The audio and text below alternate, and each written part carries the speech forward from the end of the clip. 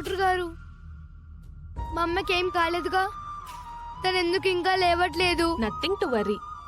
పొగ ఎక్కువగా పీల్చుకోవడం వల్ల ఆక్సిజన్ అందక స్పృహ తప్పి పడిపోయారు.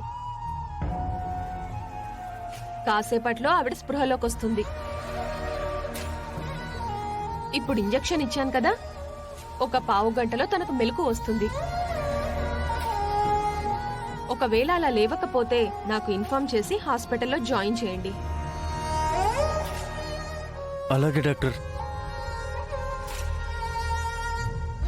డాక్టర్, ఆవిడకి ఇంకేం ప్రాబ్లం లేదు కదా? ఏ ప్రాబ్లం లేదు సార్, నేను వెళ్ళొస్తాను.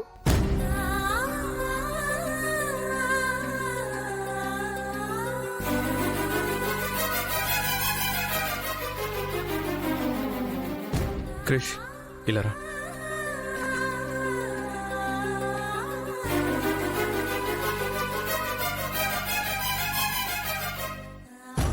రే, నువ్వు సూపర్ హీరో కదా.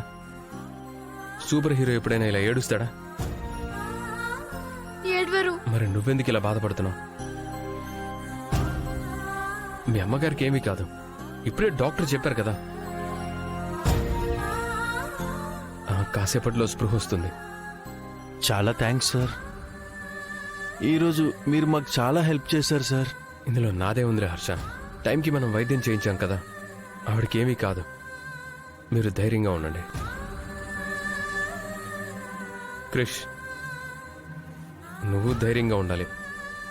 మీ అమ్మగారు నువ్వు బాగా చూసుకోవాలి.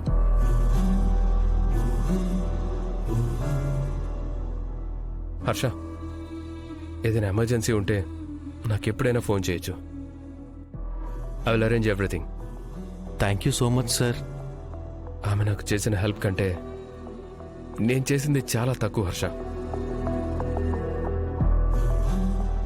సరే క్రిష్, నాకు టైం అవుతుంది, నేను వెళ్ళాలి. Bye Batman. బాయ్.